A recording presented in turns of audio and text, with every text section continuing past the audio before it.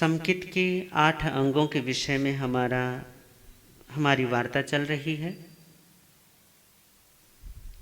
आज अंतिम पड़ाव पर हम हैं। 7 अंगों के विषय में हमने चर्चा की है, समझने की कोशिश की है। आज ये समकित का 8वां अंग है। ऐसे भी समझने की कोशिश करते हैं। निसंकीय निकंकीय निवित्तिगेच्छा अमूढ़ दिठीय उबवो हथिरी करणे वत्सल पभावणी अठ। शंका रहित होना, निष्काम होना, घृणा या द्वेष जुगुप्सा से रहित होना, मूढ़ताओं का त्याग करना,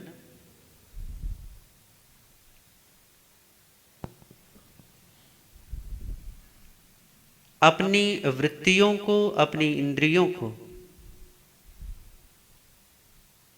गलत तरफ बहने से रोकना, अपनी ऊर्जा को गलत ढंग से बहती हुई ऊर्जा को रोककर सही में लगाना, अपने आप को सत्य में स्थापित करना, परमात्मा की दृढ़ श्रद्धा में अपने आप को टिकाए रखना और वात्सल्य, आचार्य, उपाध्याय एवं साधु, ये जो हमारे 3 गुरु हैं, इन 3 गुरुओं के प्रति निरपेक्ष प्रेम पाल कर रखना, निरपेक्ष प्रेम भाव रखना, इसी को हम वात्सल्य कहते हैं। और 8वां और आखिरी अंग है संयुक्त का, वो है प्रभावना।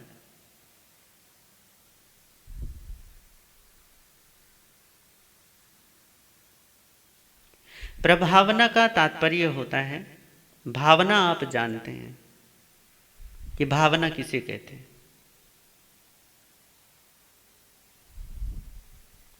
हृदयगत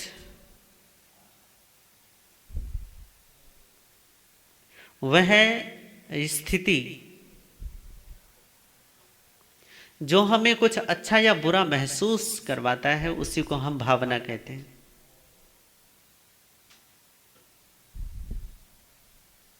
यह हमारी चित्त की वह अवस्था जिसमें हमें कुछ अनुकूल या प्रतिकूल अनुभव होता है, उसी को हम भावना कहते हैं।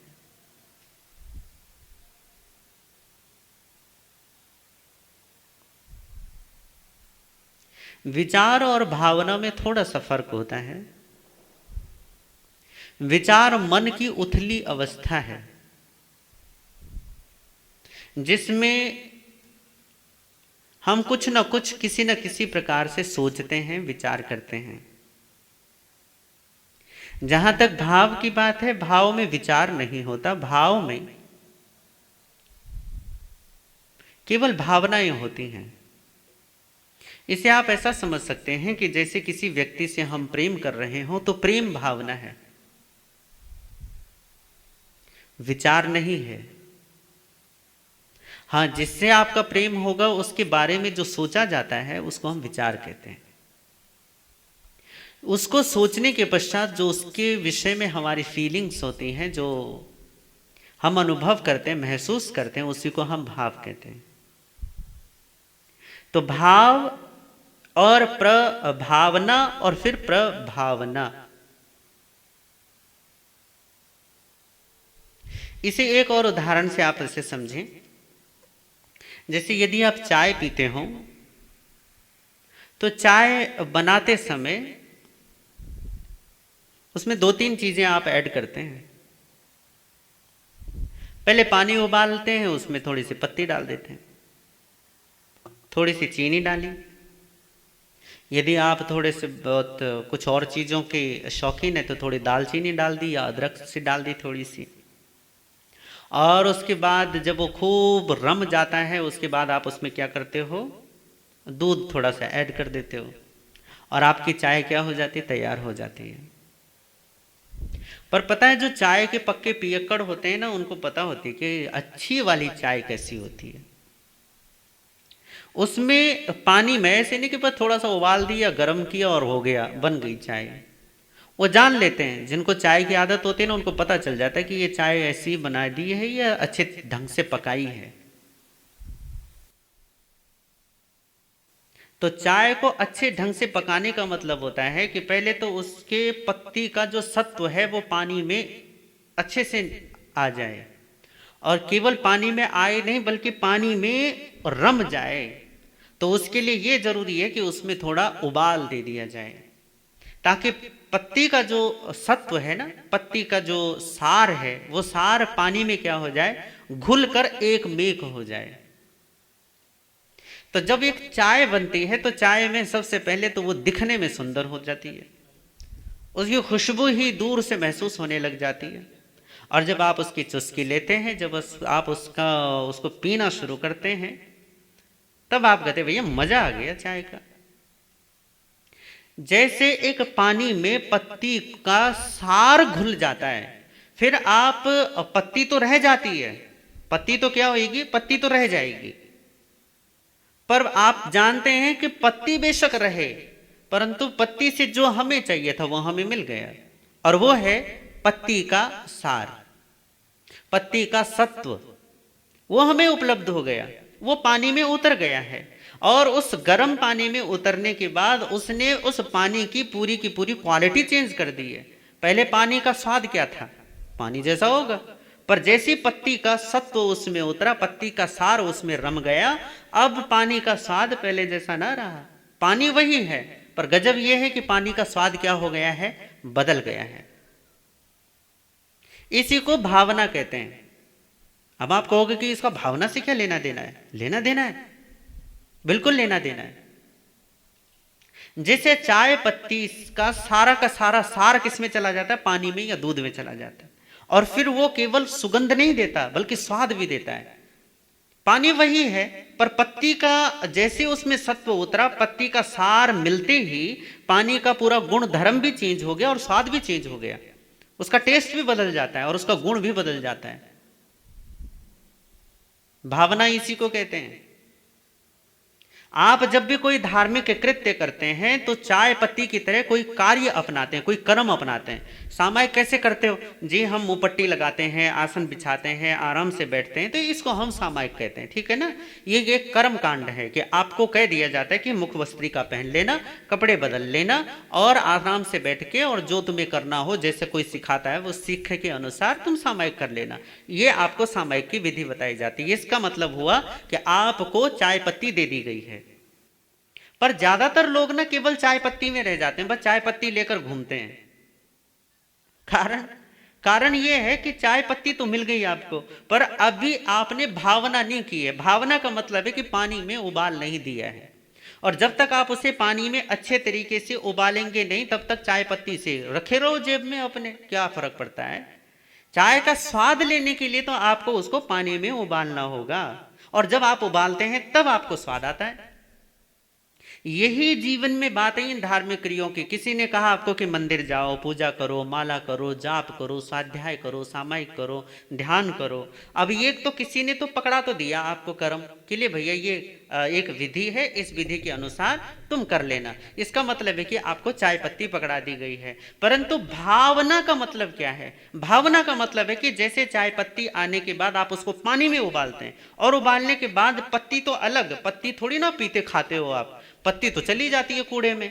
पर आपको पता है कि यदि पानी में उबालने से पहले पत्ती गिर जाए तो आप कहते हो अरे रे पत्ती गिर गई, है ना, दुख होता है कि पत्ती गिर गई। मान लीजिए कि सारी की सारी जमीन पे ढुल जाए तो क्या करोगे, अरे ये तो पत्ती सारी की सारी गिर गई, तब आपको दुख होगा। पर चाय बनने के बाद वही पत्ती आप उसको फेंकने में कोई दुख नहीं करते हो, बेझिझक होके आप क्या कर देते हो, उसको फेंक देते हो। यही बात धर्म के साथ है कि आपको कोई विधान दिया जाता है कि लो भैया ये धर्म कर लो, गुरु महाराज पकड़ा देते हैं कि ले भैया ये माला कर लेना, या इस प्रकार से ध्यान कर लेना, या इस तरीके से सामायिक कर लेना, ये स्वाध्याय कर लेना, ये तुम पाठ कर लो, या ये स्तोत्र कर लो, भक्तामर पढ़ लो, नमोथुणम पढ़ लो, लोगस पढ़ लो, कल्याण मंदिर पढ़ लो, वर्धमान महावीर स्तोत्र पढ़ लो, कुछ भी जो भी आपके मन हो, वीर स्तुति पढ़ लो, सुन लो। ये विधि दे दी आपको कि लो भैया ये विधि है और इस तरीके से कर लेना। पर ये विधि केवल और केवल चाय पत्ती की तरह है।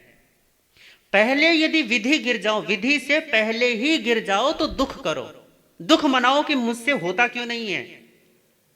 अरे भैया पहले दुख तो करो थोड़ा सा कि मैं धर्म कर क्यों नहीं पाता, क्यों नहीं मेरा मन हो पाता कि मैं थोड़ी देर के लिए मुख वस्त्रिका पहन के, सफेद कपड़े पहन के थोड़ी देर बैठूं चुपके से। माताओं के लिए यही है कि साफ सुथरे कपड़े पहन के थोड़ा सा सामायिक करें, आराम से बैठें, थोड़ा स्वाध्याय करें। भैया चाय बनने से पहले चाय पत्ती डुलती है तो दुख होता है। आपकी चाय बनी नहीं है अभी अध्यात्म की, अभी आपके धर्म के भीतर में भावना पैदा हुई नहीं है।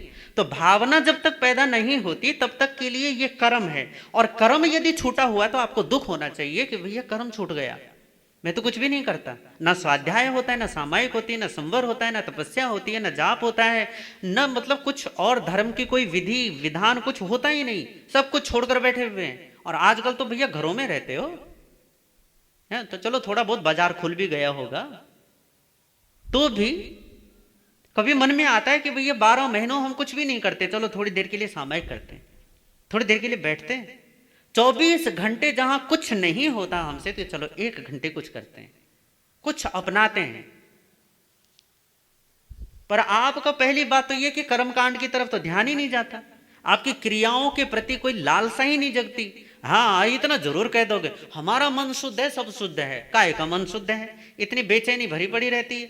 कोई 2 बोल आपको विपरीत सुना दे, आपकी सारी की सारी शांति पानी में ना बह जाए तो नाम बदल देना। कारण क्या है? कारण यह है कि जीवन सिर्फ ढकोसला बना दिया है, सिर्फ दिखावा। हाँ हम तो ठीक हैं, हमारी लाइफ है बढ़िया, हम मजे में हैं, हम आनंद में हैं। और तुम्हारे आनंद को बहने में 2 वक्त नहीं लगता, 2 सेकंड नहीं लगता आनंद को जाने में, वो निकल लेता, वो ऐसे गायब हो जाता जैसे कभी कभी था ही नहीं, कभी था ही नहीं वो। और आप धर्म से भी दूर रहते हैं, धार्मिक क्रियाओं से भी दूर रहते हैं। भैया प्राथमिक स्तर पर धार्मिक क्रियाओं का सहारा तो लो। एक बच्चा पैदा होता है या एक छोटा सा पौधा लगाया जाता है तो उस पौधे के चारों तरफ बाड़ाबंदी की जाती है। एक छोटा सा बच्चा जो अभी पैदा हुआ है तो आप उसे पैदा होते ही मैराथन नहीं दौड़ा देते, पहले वो धीरे धीरे ऐसे ही लोटपोट होता है अपने बिस्तरे पे, धीरे धीरे घुटनों के बल चलना चालू करता है, फिर एक दिन पांव पे खड़ा होता है, 2 कदम चलता है, फिर गिर जाता है, फिर धीरे धीरे धीरे धीरे चलना शुरू करता है, फिर जब चलना शुरू करता है तो एक दिन दौड़ना भी शुरू करता है। पर आप ये सोचो कि बच्चा बस पैदा हो और निकल ले, बस फटाक से दौड़ना शुरू कर दे, ये तो मैराथन का वो बन जाए धावक, ऐसा नहीं होगा। प्राथमिक स्तर पर आपको कोई ना कोई धार्मिक क्रिया तो लेनी ही होगी, कोई ना कोई क्रिया तो ले लीजिए ना, कि जिसको आप ये कह सकें कि हाँ मैं ये नियमबद्ध होकर करता हूं या करती हूं। आप प्राथमिक स्तर पर कोई क्रिया ही नहीं करना चाहते तो ऐसे क्रियाहीन लोगों के लिए अध्यात्म नहीं है, धर्म नहीं है। फिर हाँ ठीक है चले जाओ किसी, बस वो ओकेशन पे होता है ना, थोड़ी बहुत छुट्टियां होती हैं तो कहाँ जाना है, तो भारतीय लोगों को बीमारी है कि चलो वे तीर्थ यात्रा करके चले आते हैं, चलो मंदिर में दर्शन करके आ जाते हैं, अरे चलो गुरु महाराज आए, चलो गुरु महाराज को लेने चलते हैं, तो थोड़े विहार करवा देंगे, थोड़ा सा क्या बोलते हैं तीर्थ यात्राएं कर लेंगे कभी कभार। अब क्योंकि ये तो ओकेशनली होता है ना, कभी कभार ही होता है, तो ये एक चीज कभी वो हो जाता कि भैया हाँ चले, कभी कभी चले जाते हैं भगवान के। गुरु महाराज आते हैं तो चलो उनको विहार करवा देते हैं, क्या इतना मात्र से? ये कोई धार्मिक कृत्य नहीं है, ये कोई धार्मिक कार्य नहीं है। धार्मिक कार्य तो सामायिक है, संवर है, स्वाध्याय है, तप है, जप है, नवकार मंत्र की स्तुति है, स्तोत्र का पाठ है, कोई भी विधान जो आप कितने दिनों के लिए, कितने महीनों के लिए, कितने सालों के लिए लेना चाहते हैं, जब आप नियमबद्ध होकर किसी क्रिया को समर्पित होते हैं, तब उस क्रिया से जब आप उस पर उत्साह के साथ, सत्कार के साथ, उल्लास के साथ, आनंद के साथ लगे रहते हैं, तब जाकर भैया चाय ऐसे नहीं कि पानी में फेंका और बन गई चाय, ऐसे नहीं होता। चाय को पकाना पड़ता है, नीचे उसके लौ देनी पड़ती है। जब नीचे अग्नि जलती है, ऊपर पानी में पत्ती छोड़ी जाती है, तब पानी के साथ वो पत्ती उबलती है और पत्ती अपना सार छोड़ती है। ऐसे ही जब प्राथमिक तौर पर पहले कदम पर आपको कोई क्रिया अपनानी होती है, कोई विधि अपनानी होती है, विधि को आप देते हैं, अंदर से भाव और उल्लास होता है, बाहर से आप क्रिया को समर्पित होते हैं, फिर यही क्रिया अपना सार छोड़ देती है आप में, जिसको कहते हैं आनंद और उल्लास। इसे कहते हैं अध्यात्म। तब कोई क्रिया जब आप पूरी भावना के साथ, पूरे सत्कार के साथ, पूरी श्रद्धा के साथ कि हाँ जो क्रिया हम कर रहे हैं, जो विधि हमने अपनाई, ये विधि बिल्कुल समुचित है, ये बिल्कुल सही है, पूरी श्रद्धा के साथ और पूरे सत्कार के साथ लगते हैं, तब जाकर कोई क्रिया आपको अपना सार सौंप देती है। और क्रिया का सार क्या है? क्रिया का सार है, जैसे चाय पत्ती का सार क्या है? तो भैया पानी में स्वाद आ जाए, पानी में गंध आ जाए, पानी में भैया मजा आ जाए आपको चाय पीते ही, वही तो उसका सार है। और क्या सार है? ऐसे ही क्रिया का सार क्या है? क्रिया का सार है कि जीवन में आनंद आ जाए, बस। और क्या सार है? धर्म का इतना ही तो सार है ना कि जीवन आनंदमय हो जाए, इतना ही तो सार है। पर प्राथमिक तौर पर जो क्रियाओं को त्यागे हुए बैठे हैं, जिनको धर्म क्रिया करने की या धर्म की कोई विधि अपनाने का भी वक्त जिनके पास नहीं है, तो ऐसे विधि विहीन, ऐसे क्रिया विहीन, ऐसे शास्त्र विहित मार्ग विहीन लोगों के लिए फिर धर्म है ही नहीं। भूल जाओ फिर तुम धर्म, ये धर्म कर्म तुम्हारे लिए नहीं है। कारण कि भैया पहले स्तर पर तुम्हें कोई ना कोई विधि अपनानी होती है, कुछ ना कुछ करना होता है भैया। कुछ करिए और कुछ करके फिर तभी तो तैरिए, तभी तो तैरना आएगा। बिस्तरे पर बैठे बैठे किसको तैरना आता है? हाँ पाँव पटक लो, हाँ पटक लो कि क्या कर रहे हो भैया? तैरना सीख रहे हैं। जन्म जन्म हार जाओगे, तैरना नहीं आएगा। तैरने के लिए आपको पानी में उतरना होता है, थोड़े से हाथ पाँव पटकने होते हैं, तब जाकर तैरना आता है।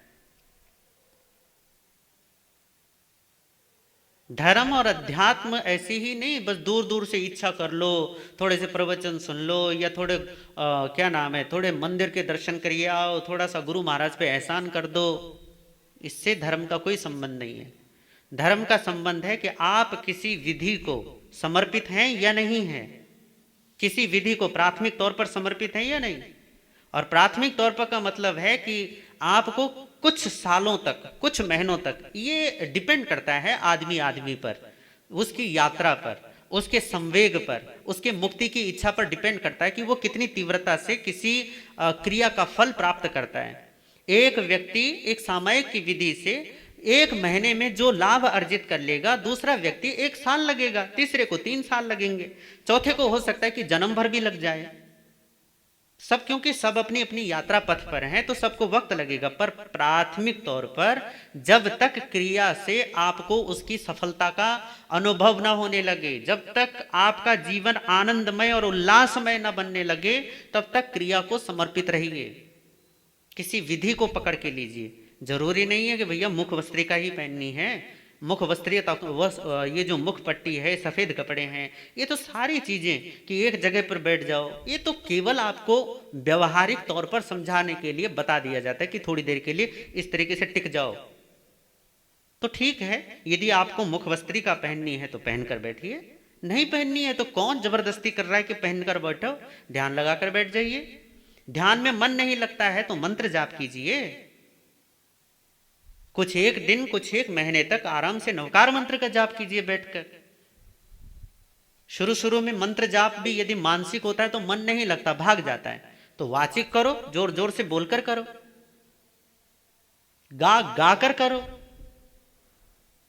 फिर धीरे धीरे अपने इस आवाज को इतने धीमे धीमे धीमे करते करते करते करते करते करते बिल्कुल आराम से अपने मानसिक जाप तक आ जाइए। पर आप किसी भी विधि को अपने आप को समर्पित ही नहीं करना चाहते और फिर भी कहते हो कि महाराज मन को नहीं लगे। भैया नहीं लगेगा, ऐसे कभी नहीं लगेगा। बगैर समर्पण के धर्म घटित ही नहीं होता। और धर्म को समर्पण कैसे होगा? जिसको आप जानते ही नहीं हो, जिसे आपने देखा ही नहीं है, उसको समर्पण कैसे होगा आपका? बताओ, किसने किसने देखा है आप में से धर्म को? हमारे यहाँ पे कहा जाता है कि केवली पन्नतो धम्मो, केवलियों ने जो बताया वो धर्म है। अब केवली भी नहीं है तो केवलियों का बताया हुआ धर्म कितनों ने देखा है आप में से?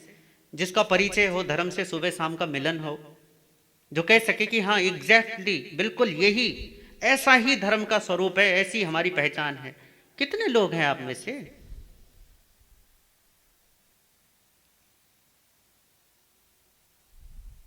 धर्म से सीधी पहचान नहीं होती, सीधी मुलाकात नहीं होती।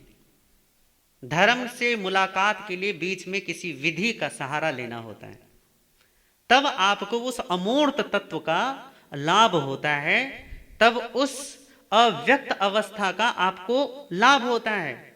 जब तक आप किसी विधि के प्रति अपने आप को समर्पित नहीं करेंगे, तब तक धर्म जो अमूर्त है, जो अव्यक्त है, जो आपकी नजरों से दूर है, जिसे हम कहते हैं अपरोक्ष। हमारे यहाँ पे आचार्य शंकर का एक छोटा सा ग्रंथ है, छोटी सी उनकी पुस्तक है, अपरोक्षानुभूति। अपरोक्षानुभूति का मतलब जो अपरोक्ष है उसकी अनुभूति।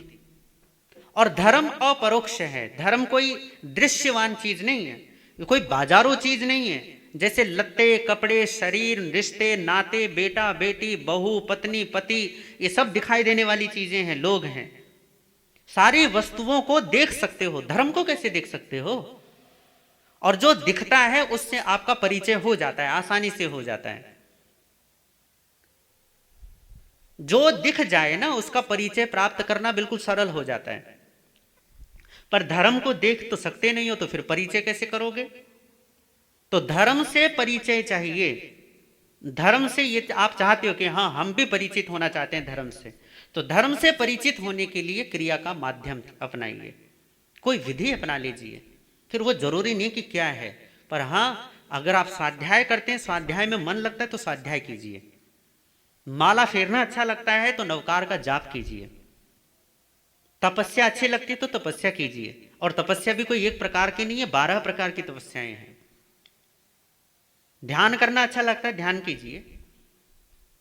गुरु के सानिध्य में बैठना अच्छा लगता है, गुरु के सानिध्य में जाइए, बैठिए आराम से कि गुरु जी हमसे स्वाध्याय नहीं होता, माला नहीं फेरी जाती, सामायिक नहीं होती, तो गुरु के सानिध्य में जाकर उनसे वार्तालाप कीजिए, थोड़ी से शंका समाधान कीजिए, जीवन जीने की विधि सीखिए। भैया 1000 पुस्तकों को पढ़ने से जो लाभ नहीं होगा, वो गुरु के सानिध्य में 1 घंटे बैठने से लाभ हो जाएगा आपको। पर बैठिए तो सही। कोई विधि नियम पूर्वक जब आप अपनाते हैं, तब वो विधि आपको भावना के तल पर ले जाती है, और तब जीवन में धर्म घटित होना शुरू होता है। तभी जीवन में जब भावना के तल पर, जब भावना उजागर होने लग जाती है, मतलब कि वो बोलते हुए पानी में चाय पत्ती अपना सत्व, अपना सार छोड़ना शुरू कर देती है, तो पानी से गंध उठनी चालू हो जाती है, पानी में एक नई रंगत आनी चालू हो जाती है। वो जो नई रंगत है, वो जो नई सुगंध है, वो जो नया स्वाद है, इसी को भावना कहते हैं। जब आप किसी एक क्रिया को, जब आप किसी एक विधि को अपने आप को पूरी तरीके से समर्पित कर देते हैं कि हाँ ऐसा करेंगे, और श्रद्धा भी है कि ये विधि करेंगे तो इस विधि के बारे में जो गुरुओं ने बोला है ऐसा होगा। गुरु ने बोला है कि सामायिक से आत्मदर्शन होगा तो होगा, गुरु ने कहा है कि सामायिक से समता भाव प्रकट होगी तो होगी, और यदि नहीं हो रही है तो पुनः पुनः प्रतीक्षा करो, परीक्षा करो, क्यों नहीं हो रही है, किस लिए नहीं हो रही है, कारण क्या है, जो बाधाएं क्या हैं, इसमें में रुकावटें क्या हैं, किन किन कारणों की वजह से है कि सामायिक मेरी सफल नहीं हो रही, उन कारणों को दूर करो, और जो कारण सामायिक को सफल कर सकते हैं उन कारणों को अपनाओ। यही तो विधि के प्रति समर्पण है। और कौन सी है कि जाप करते हैं, जाप का ये बोला है कि अंततः जाप स्वयं इष्ट बन जाता है। जाप अगर आप नवकार मंत्र करते हैं तो परमेष्ठी जो है वो स्वयं आपका इष्ट है। जब इष्ट है, इष्ट एक समय तक, जब तक आप जाप करते हैं तो एक समय तक बाहर होता है। अरिहंत कहाँ है? बाहर। सिद्ध कहाँ है? बाहर। आचार्य कहाँ है? बाहर। उपाध्याय बाहर। साधु बाहर। पर जब आप जाप करते करते करते करते करते जब जाप अजपा जप बन जाता है कि बगैर आपके जपे भी जाप हो रहा है, तब कोई इष्ट बाहर नहीं होता, आप ही अरिहंत होते हैं, आप ही सिद्ध होते हैं, आप ही आचार्य, उपाध्याय और साधु होते हैं। यही जप की सफलता है। और क्या सफलता चाहिए कि आप स्वयं वो बन गए हैं जिसका आप जाप कर रहे थे, जाप करते करते वही हो गए हैं जिसको आप जप रहे थे। अरिहंत को जप रहे थे, अरिहंत का स्वरूप उपलब्ध हो गया। सिद्ध को जप रहे थे, सिद्धत्व जीवन में घटित हो गया। आचार्य का जाप कर रहे थे तो आचार्य तो घटित हुआ, उपाध्याय तो उपाध्याय तो, और साधु तो साधुता घटित हो गई। जाप का यही लाभ होता है। किसी भी विधि में जब आप उतरें तो उसकी पूरी की पूरी विधि के साथ, पूरी क्रिया के साथ, पूरे अंगों के साथ, पूरे के पूरे उसके जितने भी अंगों से पूरी हो सकती है, जितने तरीकों से पूरी हो सकती है, जिन जिन तरीकों से पूरी हो सकती है, सारे तरीके अपनाइए। और फिर आपको यदि उस क्रिया का लाभ ना हो तो फिर पूछना कि लाभ हो क्यों नहीं रहा है, हमने तो सारा कर दिया। आप सामायिक करते हो ना, तो आप सामायिक का मतलब केवल लगाते हो, मुख पट्टी पहन लो, करे में भंते पढ़ लो और आसन पट्टी लगाकर बैठ जाओ, 2-4 स्तोत्र पढ़ लो, हो गई सामायिक। आपने कभी ध्यान दिया कि इसके अलावा कुछ सामायिक का और विस्तार भी हो सकता है? कि सामायिक में समत्व भाव में और विस्तार किन चीजों से हो सकता है, किस तरीके से हम इसको और बढ़ा सकते हैं, किस तरीके से इसमें वृद्धि कर सकते हैं। भैया पैसा कमाते हो तो पैसा कमाने के लिए 10 बार सोचते हो कि मुझे यहां भी लगाना है, वहां भी लगाना है, वहां भी लगाना है। 10 जगह अपना पैसा इन्वेस्ट करते हो ताकि बाद में मुझे लाभ हो जाए। पैसे के मामले में तुम्हारी चालाकियां, तुम्हारी बुद्धि, तुम्हारा पूछो ही मत। तुम्हारा दिमाग इतना चलता है ना दुनिया के मामले में कि भगवान का दिमाग भी क्या चलता होगा। इतने माहिर हो तुम दुनिया को चलाने में, इतने माहिर हो तुम दुनिया के बनाव में, श्रृंगार में इतने माहिर हो। बस एक सामायिक तो गुरु ने जैसा बता दिया, जैसा किताब में पढ़ लिया, कभी बस करे में बनते पढ़ लो, नमोथोड़म पढ़ लो, लोगस पढ़ लो, इच्छा कारण तत्सूत्री हो गई, सामायिक में बैठ गए, बस 2-4 स्तोत्र पढ़ लो। इसके अलावा सामायिक के विषय में कभी जानने की कोशिश ही नहीं करते। हाँ, संसार के बारे में पूछ लो भैया, राजनीति के बारे में पूछ लो, दीन दुनिया जहान की सारी खबर रखते हो, पर जो विधि तुम रोज करते हो उस विधि के बारे में और ज्यादा से ज्यादा क्या जान सकता हूं मैं, उसके बारे में और ज्यादा से ज्यादा क्या कर सकता हूं मैं, कभी सोचते हो? नहीं, बस हाँ आसन पट्टी लगाकर बैठ जाओगे जाकर, रोज रोज तोते की तरह वही पाठ होते हैं, बस कर लोगे। भैया जाप भी करते हो तो जाप के कितने स्तर होते हैं, जाप किस तरीके से जीवन में सफल होता है। लोग सालों साल हो जाता है भैया, 10 दिन 15 दिन में, ज्यादा से ज्यादा 20 दिन में जाप जो है मानसिक होने लग जाता है। इससे ज्यादा टाइम नहीं लेता मन किसी भी चीज को अंगीकार करने में। यदि आप लगातार किसी एक मंत्र को, मान लीजिए कि नवकार मंत्र को, मंगल पाठ को, लोगस को, नमोथोणम को, यदि आप किसी एक मंत्र को, स्तोत्र को 21 दिन भी दे दें, 20 दिन भी दे दें, तो वो मानसिक होने लग जाता है, अपने आप ही चलने लग जाता है मन में। और यहां सालों साल हो जाते और मन टिकने का नाम नहीं लेता। कर क्या रहे हो? इसीलिए बोलते हैं कि किसी एक विधि के प्रति समर्पण का मतलब केवल यूं नहीं है कि अंधे होकर विधि के पीछे भागो। विधि के प्रति समर्पण का मतलब है कि जब कोई विधि अपनाओ तो इस विधि को मैं एक्सपेंड कैसे कर सकता हूं, इसको कैसे विस्तार दे सकता हूं, कैसे इसे बढ़ा सकता हूं, कैसे इसे फलदायी बना सकता हूं, ये परिणाम दे, तुरंत तुरंत परिणाम दे, ऐसे परिणामकारी फलदायी इसका कैसे इसको बना सकते हैं। जब आप किसी एक विधि को अपनाते हैं और उस विधि को पता है कि इसका लक्ष्य क्या है, विधि का लक्ष्य विधि नहीं होता, विधि का लक्ष्य हमेशा कुछ अन्य होता है। अन्य का मतलब बिल्कुल अलग भी नहीं। सामायिक आप करते हैं किसी विधि को लेकर, मतलब मान लो कि दिगंबरों की तरह, क्योंकि वो मंदिर में जाकर करते हैं, श्वेतांबर स्थानकवासी जो हम हैं, हम इस तरीके से करते हैं जैसे मैं बैठा हूँ। इसी तरीके से हमारे मंदिर मार्गी हैं, वो कुछ थोड़े से अलग ढंग से करते हैं पर बैठते इसी ढंग से हैं। 13 पंथियों की सामायिक बिल्कुल हमारे जैसी होती है। विधि तो लगभग ये है कि मंदिर मार्गियों की इस ढंग की है, दिगंबरों की इस ढंग की है, 13 पंथी और स्थानकवासी इस ढंग से करेंगे। विधि तो आपको दे दी गई है ना, पर इस विधि को किस तरीके से हम और सुविधि बना सकते हैं, कैसे इसे और फलदायी बनाया जा सकता है, कैसे इसे शीघ्र परिणामदायी बनाया जा सकता है। जब तक आप ये चिंतन नहीं करेंगे तब तक आपकी विधि पूरी नहीं होगी, और जब तक विधि पूरी नहीं होगी तब तक भावना को वो पैदा ही नहीं करेगा। भावन का मतलब ही है रम जाना, चाय पत्ती का पानी में रम जाना, स्वाद भी दे देती है, गंध भी दे देती है, और अपना पूरा का पूरा जो सार है वो पानी को दे देती है, और फिर क्या हो जाती है, निस्सार। फिर आप उस पत्ती को क्या कर देते हो, फेंक देते हो। आपकी क्रिया भी निष्फल होती है, 2 तरीके से निष्फल होती है। पहले कि आप अपनाते ही नहीं हो तो ऐसे लोगों के लिए क्रिया निष्फल है, विधि विधान निष्फल है। अकेले ओशो ने लगभग 150 के करीब उन्होंने ध्यान विधियां दी। हमारे यहाँ पे शैव परंपरा का एक ग्रंथ है विज्ञान भैरव तंत्र। विज्ञान भैरव तंत्र में लगभग 112 विधियां हैं ध्यान की। भगवान महावीर का अलग है, भगवान बुद्ध की विपश्यना अनापान साति योग जो है वो अलग है। इसके अलावा पता नहीं कितने सारे ध्यानी बैठे हुए हैं आजकल। जग्गी वासुदेव, श्री श्री रविशंकर जी, पता नहीं कितने सारे ध्यान योगी बैठे हैं, अलग अलग विधियां दे रहे हैं। परंतु ये सारी विधियां निष्फल हैं जब तक कोई इनको अपनाए नहीं। ठीक है। और दूसरा कि ये निष्फल तब भी होता है जब आप बस अंधे बनकर बस लग गए हैं, आप उस पर ध्यान ही नहीं देते क्योंकि किसी ने बता दिया तो कर रहे हो बस। तो केवल कर रहे हो तब भी क्रिया निष्फल होती है। क्यों? क्योंकि ध्यान ही नहीं है। हाँ, चाय बनानी तो आने भैया बोला है कि चाय को ना, ये पत्ती को है ना जो पानी में डालना होता है, तो डाल दिया पानी में और हो गया, ना स्वाद आया ना गंध आई, कुछ नहीं, कड़वा कड़वा और लगा। बल्कि स्वाद कैसे पैदा होता है आपको पता है ना, पूरी विधि पता है आपको। इसी तरीके से जब धर्म की, अध्यात्म की कोई विधि अपनाई जाती है तब पूरे तरीके से उसके सारे अंगों के विषय में प्राप्त जानकारी उपलब्ध होनी चाहिए। कैसे उसे बढ़ाया जा सकता है, कैसे उसे और बेहतर बनाया जा सकता है, आपको सारी विधियों का पता होना चाहिए।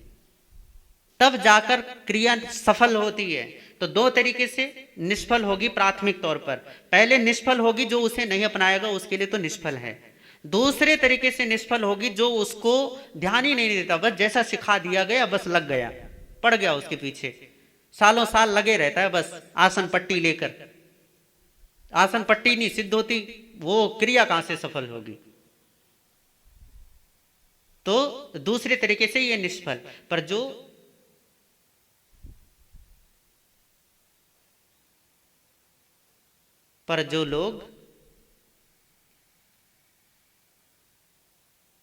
जो लोग इन चीजों को, इन विधियों को, इन क्रियाओं को और बेहतर करते हैं, इनमें और कुशल होते हैं, है ना। भगवान कृष्ण गीता में क्या कहते हैं? योगः कर्मसु कौशलम। कर्मों में कुशलता योग है। धर्म का मतलब ही भी यही है कि कोई विधि यदि अपनाई है तो उसमें कुशल से कुशलतम, कुशलतर होते चले जाइए, उसे और बढ़ाते चले जाइए। बढ़ाने का मतलब समय बढ़ाना और प्रपंच बढ़ाना नहीं है। बढ़ाने का मतलब है कि उसे और सुविधि बनाइए, उसे और बेहतर बनाइए और बेहतर ढंग से करिए। तब आप देखेंगे कि कोई भी विधि तुरंत फलदायी होने लगी है, आपको फल देने लगी है।